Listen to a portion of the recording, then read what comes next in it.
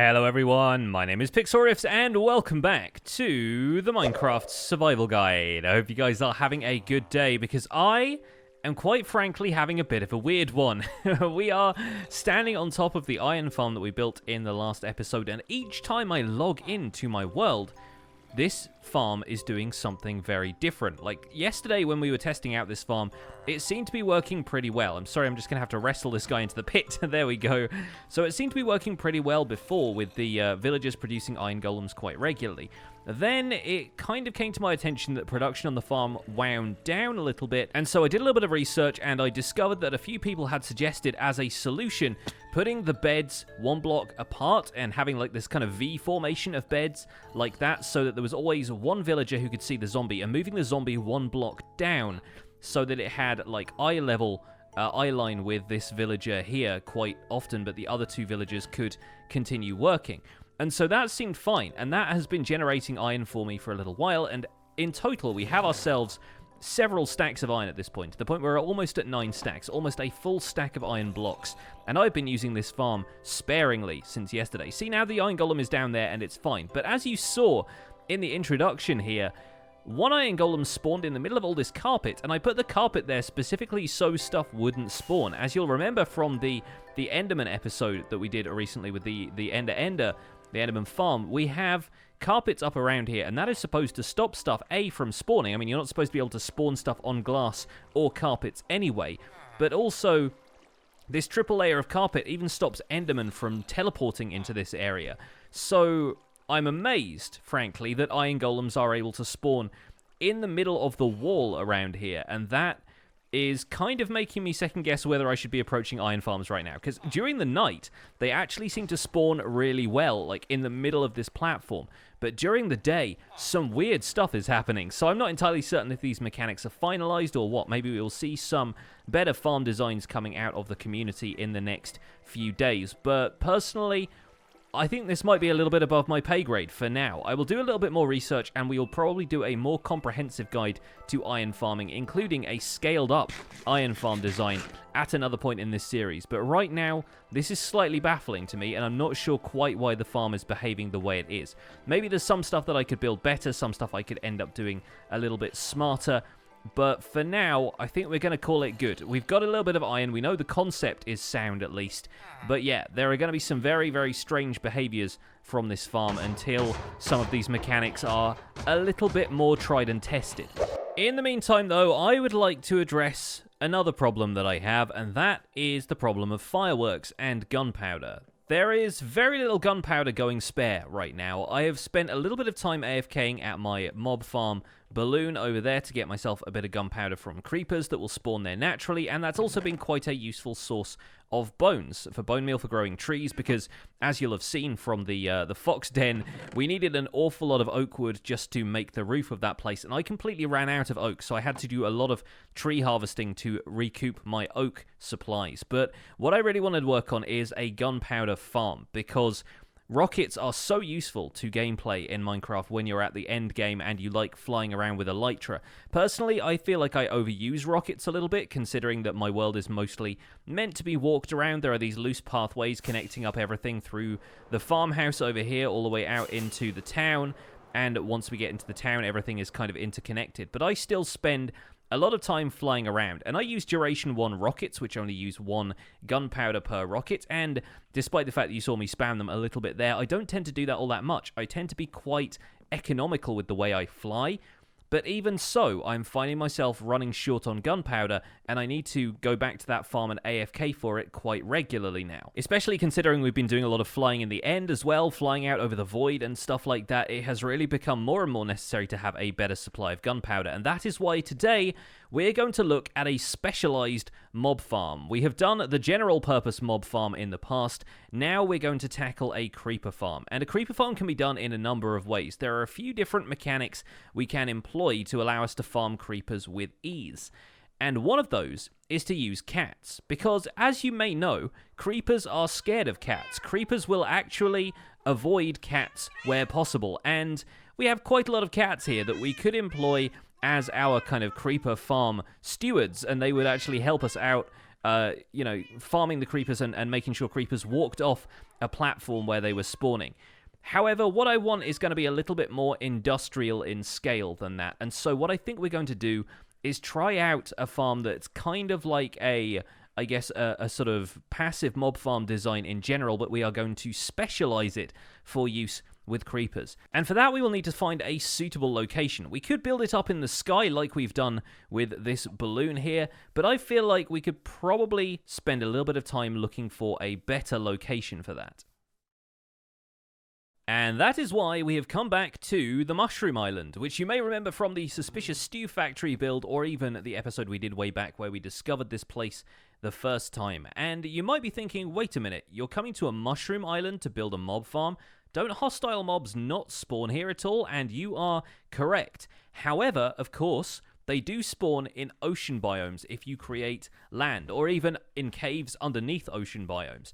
And so Mushroom Islands can actually be a really great jumping off point for creating stuff like specialized hostile mob farms, because if you're loading in the area around here, the area around you that might actually contain hostile mobs if it was normal terrain, you're actually basically loading a whole chunk of terrain that will not load mobs at all. Mushroom Islands are actually a great jumping off point for creating hostile mob farms, or at least the kind of natural spawned hostile mob farms, because you are loading a massive area which cannot spawn hostile mobs, and then you create one small area just offshore that does. Of course, ocean terrain typically doesn't generate all that many hostile mobs either, with the exception, of course, of the drowned. But once again, we can create an area up in the sky a little bit that's going to avoid using up the mob cap from further down, and there are going to be caves underneath the ocean, but if we do our part lighting those up, or maybe we set an AFK point that's at the top of this tower over here, say a little bit higher than that, we can create a pretty easy AFK spot somewhere around here and allow ourselves to farm creepers in, say, this little bay out here, once we've set up a few spawning platforms for the creepers and specialized them so that only creepers will be able to spawn there. And you might be wondering how exactly we do that. To demonstrate how this works, we're going to come out here to a creative test world, which is the most convenient place I could line up a couple of mobs in this usual suspects kind of way. And I wanted to show you a little bit about the hostile mobs that will naturally spawn if you create a darkroom mob spawner like the hot air balloon we have. You will typically get stuff like zombies and skeletons, spiders. Occasionally you get endermen if you have enough headroom. You'll also get stuff like witches, for example. And a lot of these have very similar heights. Let's take, for example, the witch and the zombie here. If I press F3B to show you their hitbox, you'll see that their hitbox basically ends just before a 2-block height. So these are typically referred to as 2-block tall mobs because they are the ones that have this kind of height. The witch's eye line is a little bit lower, but its hitbox is actually the same height. You'll find the same is true of a skeleton. Endermen, of course, have 3 blocks height, so do things like wither skeletons and so forth. But if we come over to look at the creeper, you will notice that the creeper's hitbox is significantly lower. Look at the difference between those two. Let's use the wood planks to measure that here. Of course, the witch and the zombie are kind of along the top of the wood planks, whereas the creeper actually has a height that is a little bit lower than this first line in the texture of the plank here. And the reason I've got a trapdoor in my inventory is because it's actually possible to put a trapdoor over the top of a creeper's head when it is standing in a space like this, where you can't really do that with the witch or the zombie because their hitbox already exists in that space. And so, to reverse engineer this concept a little bit, what we can do is create an area which is only 2 blocks high, and then line the roof of it with trapdoors like so, and then you'll only be able to get a couple of mobs spawning in there, creepers being one of them. The other one, unfortunately for us, is spiders. Spiders can also be spawned under trapdoors, and occasionally they will have skeletons on them. That was unexpected. Anyway, spiders can spawn underneath these trapdoors because, as you can see quite clearly here, they have a hitbox that is much lower. It's really only about the size of a block. It's a little bit, yeah, it's about level with a block there. So spiders will be able to spawn in spaces like this. However, as you can see from the spider's hitbox, it is much wider than a creeper's hitbox. And so the way we can get around spiders spawning in an area like this is to place carpet every few blocks. It's going to be much, much easier to prevent spiders from spawning that way. And if we can prevent spiders from spawning, that means we maximize the amount of creeper spawns we're going to get, because every mob that spawns inside of there has to be a creeper. Now, you might be wondering, what about baby zombies? Because they're only a block high, and you will find them running after you in caves and getting through 1 block high gaps very, very easily. But the problem about baby zombies, or rather the good thing about baby zombies, is that when the game decides to spawn one of them, it is actually checking for the full height of a zombie. It actually checks there is a 2-block space available before it kind of rolls the dice behind the scenes and decides that a baby zombie is what it's going to spawn there. So, realistically, you're not going to get any baby zombies spawning in a creeper farm if the headroom is only this high, because it's trying to look for a space where it can spawn a full-size zombie before it even decides whether it's going to be a baby or not. So once again, our creeper farm mechanics are preserved by that, and we can use that to our advantage. Although, speaking of those spiders, it has just occurred to me that now we're back in the survival guide world, by the way, the 2 methods I was thinking of to use in this farm are actually kind of incompatible, because what I was thinking was that we would have several floors to this farm that we would flush out using water coming out of dispensers, and that's the method I ultimately intend to use. But that means we can't really use carpet, because carpet gets removed by water. So if we end up with carpet placed everywhere, and we end up placing down a water bucket right here, for example, it's going to break all of the carpets. So we're going to get spiders regardless if we want to go with a dispenser flushing method.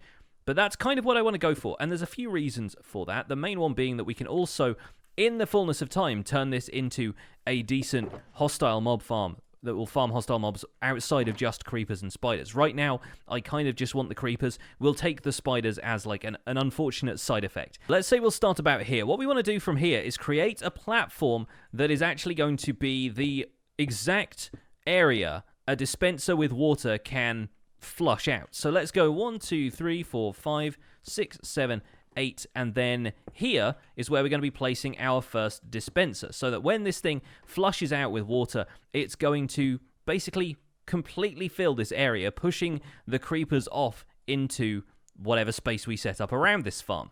To set up a platform like this, all you really need to do is place a dispenser in the middle and build these 4 arms in 8 blocks in each direction, like so, and then connect them up diagonally. So we're just going to fill in this space until we get to the size of 1 platform.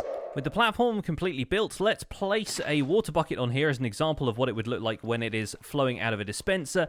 And as you'll see, the water flows out to each edge of this platform without flowing out over the edge, meaning that anything that comes out of this platform here is going to be pushed off and into the ocean around the outside, which eventually we're going to fill up with some kind of trap for the creepers. And the spiders. Let's not forget the spiders.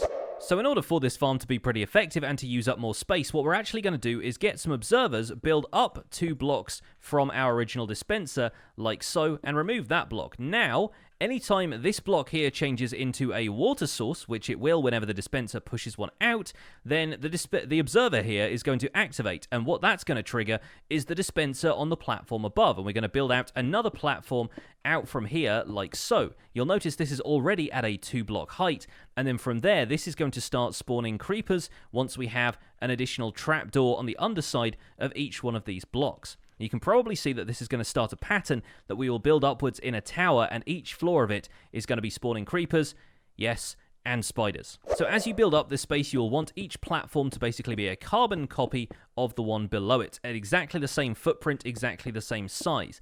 And you might have noticed that I've lit the place up a little bit. That's mainly for visibility because it's nighttime, but also if I step away from this area and it's dark at any point, considering that I'm surrounded by a mushroom island, this is basically the only place on the surface where hostile mobs can possibly spawn, and therefore it's going to become a bit of a death trap if I step away 23 blocks or so and hostile mobs can spawn out here in the first place. So I am being a little bit careful about how I'm using the space right now and making sure that it's lit up if I think I'm going to step away from it for a while, which I will need to because I left my shulker box over on the shore here. But we are going to need a whole heap of trapdoors, and trapdoors don't come particularly cheap. You can find them in all 6 wood types and in iron trapdoors as well. Right now, I'm not going to use iron trapdoors because while that might be very easy for some people to farm, right now the iron farm situation, as we saw at the start of this episode, is kind of in a state of flux, and so I won't use iron trapdoors just yet until iron becomes much more plentiful. Instead, I think I'll stick to wood and an easily farmable wood type like spruce, for example. If you go with like acacia or oak or birch, good luck, because you're going to do a lot of tree farming for that. But now with the second platform built, we can put a dispenser on top of the observer here, and now anytime the dispenser below that activates, the observer is going to update and it's going to activate this dispenser as well, which is going to activate an observer above, which is going to activate that dispenser, and so on and so forth until we reach a towering set of platforms. And I'll give you a quick example by activating this dispenser here with an observer, which is the only redstone source I actually brought with me. But if we activate that using, bam, the stone bricks there, you'll notice as we come up here, the platform above has activated as well. And this platform looks a little bit weird right now because I just placed a couple of blocks where they're not supposed to be. But then, yes, we end up with a full platform of water in pretty much every direction, aside from over there because the water is flowing weirdly right now. But as you can see, each platform here activates the one above it, which leads upwards and upwards until we get to the full height of our spawning platforms, and all of the creepers in the system get flushed down into a killing mechanism. For this point, for the benefit of the folks who are very keen on their redstone efficiency, I should point out that it is probably much more efficient for this farm. In fact, I can pretty much guarantee it is going to be much more efficient for this farm to be built as low in the world as possible, in much the same way that we built our Enderman farm. Because if you're building it at the bottom of the world, then that's all that Minecraft has to calculate, is like right at the bottom of the world. So it becomes a lot quicker for Minecraft to calculate what it's doing, because normally it calculates what's happening from the bottom of the world upwards. And so if you make a creeper farm at the bottom of the world, you're going to be seeing similar rates of creepers to the kind of stuff we get from the Enderman farm. It's not going to be a steady stream that way because it still relies on a redstone mechanism to pump out the water every now and again and flush the creepers off the platform. But you are still going to see a pretty huge amount of creepers coming out of this thing, and that's how you get the maximum yield of gunpowder. Right now, I don't plan on doing that, simply because this area is quite large, and I don't really feel like digging all the way down to bedrock in order to get this farm built. But in the future, we have the potential to do something like that. We could create a hostile mob farm in the same way, as long as we're okay lighting up a 128 block perimeter of caves around it, and I think that could be a pretty good way to farm stuff. It's especially good if you build it out in the ocean and there aren't that many caves around. But I'm going to continue building up these platforms. We're going to do 4 or 5 of them in a stack here. You guys know the drill at this point. You pretty much know what we need to do. Just a couple of observers up there, and that's where we're going to start platform number 3. So I'm going to go ahead and do this. I'm going to cut away, and we'll come back when the farm is a little bit more ready for action. And after a little bit of work, which really didn't take all that long, surprisingly, here we are, with several platforms which should now, if you activate the dispensers, all flood with water. And by the way, in the middle of that, whilst I was working on this, night fell, I got attacked by a drowned with a trident, got his trident. So now I have a third trident that I probably need to do something with. First of all, I need to repair it, but I'm going to pop that in there. The next step of this is, of course, to figure out the collection mechanism, because that's going to have to collect both creepers and spiders. So what I'm thinking about doing is basically just creating a large enough space around here that spiders hopefully will be able to just fall in and get swept down into another water stream that's going to carry them down to a 2-block wide section, which is just going to have magma blocks at the bottom. In those magma blocks, we are going to probably push them down onto hopper minecarts, which will collect items through the blocks, and then hoppers underneath that will be able to channel the items into a storage system. And while the fact that we're also going to be getting spiders is a little bit unfortunate, we can look at that as a plus, because let's face it, if you have a bunch of spiders, you're going to be getting a bunch of string. String is useful for crafting stuff like dispensers, which we're using in here because you need a bow for the dispenser. We're also going to be able to craft it into wool if we need some spare wool quickly. The stuff like tripwires, we can use those for technical things later on, or potentially for stopping bamboo or sugarcane from growing, that kind of stuff. So really, the fact that this is going to be a creeper and spider farm is not such a bad thing after all. But in order to do any of that with the collection mechanism here, we're going to have to draw a perimeter around the outside of this farm, and then we're going to have to bring in some sponges to clear out some of the water. So I'm going to go and get that stuff, and I'll be right back. Well, folks, the farm is complete. Or it might be complete, but I think I still want to make a couple of changes to it, and I think we might go back to plan A of involving cats in the design of this farm.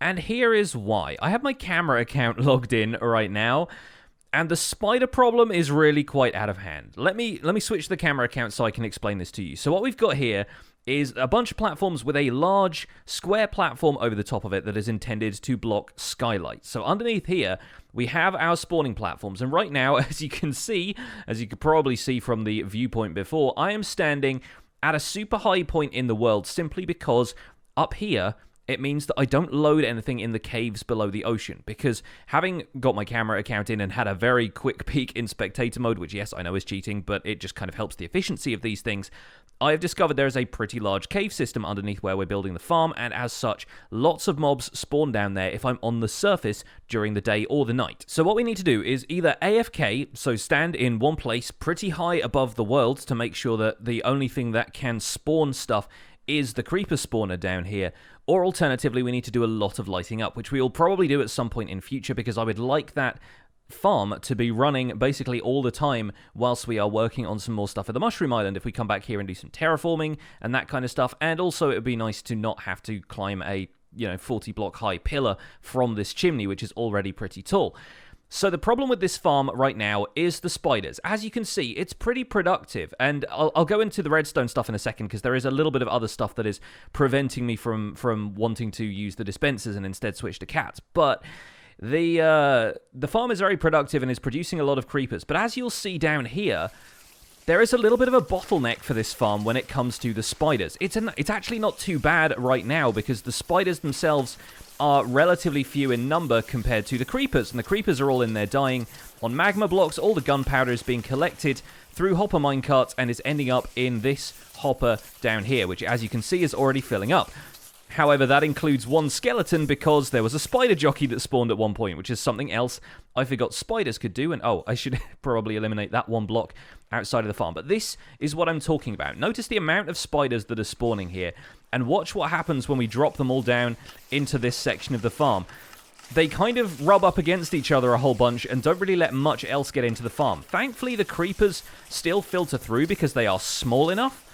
But we really have a lot of spiders to contend with here, and so I really want to eliminate spiders from this design entirely. Not only is it going to make it more efficient, but ultimately it's going to prevent bottlenecks like this from happening. And the only way to do that really is to use carpets or maybe pressure plates, but then pressure plates would alter the flow of the water and potentially give the creepers a place to stand if they weren't being swept off the platform. So ideally, what we want to bring in here is carpets and cats, because having a single cat in the center of each of these platforms, probably trapped in a minecart, will still encourage the creepers to run to the edge of the platform and potentially off of some trapdoors. If we line this area with trapdoors, they will see those as blocks that they can walk on. If the trapdoors are open, it means they will just walk off the platform and fall down into the collection mechanism. So we shouldn't have to alter too much about this design that we already have here in order to limit it to just creepers. You may have already noticed the other reason I want to switch to cats and carpets, and that is because the dispensers keep doing this. Now, it didn't occur to me when we were setting up the observer dispenser tower in the first place. The first cycle where it switches on is actually as you would expect it. It's as normal. But then after that, the dispensers behave kind of weirdly, and that's because when this water source on the bottom here is shrinking, as it is like dispersing the water, each time the water level lowers in that water source, that actually counts as a block update, and that is causing the observer above to update multiple times, which, as you might expect, causes the observer above that to update as many times, if not more. And so the water platforms go through this weird cycle of, like, sometimes they're flushing out, sometimes one gets left behind, and then sometimes a couple of them shut off. And eventually it follows this pattern where they do all reset and everything's fine, and this, as you can see, gives enough time to spawn a ton of creepers and a ton of spiders. However, for our needs, and especially if we are going to be eliminating spiders from the equation entirely, it seems like cats are just going to be a more efficient way of getting this stuff done. So I'm going to go ahead and find myself some cats. The cats won't be in danger in this farm. They'll be perfectly fine in minecarts in the center of here, and the creepers will just run away from them over the trapdoors and hopefully fall into the pit that we've created down here. So I'm going to go ahead and do that, and I'll see you guys in a minute. So I'm still troubleshooting a couple of problems with it, but now the farm is very much closer to where I want it to be. I am up high enough in the world once again that we shouldn't get any mob spawns in caves in the surrounding area. And if we switch over to the camera account view, you can see that stuff is spawning here with some regularity. In fact, there are a few creepers already dying down here in the farm. Now, the problems outstanding are that there are still a couple of spots where spiders can spawn, and I think that's mainly because of the trapdoors. The way I have placed the carpet, there are no 3x3 areas of stone brick here, which is what spiders need to spawn on. But I'm pretty sure they just need one solid block here, and the trapdoors are technically counting towards the area in which the spiders can spawn. So that is something we need to take care of.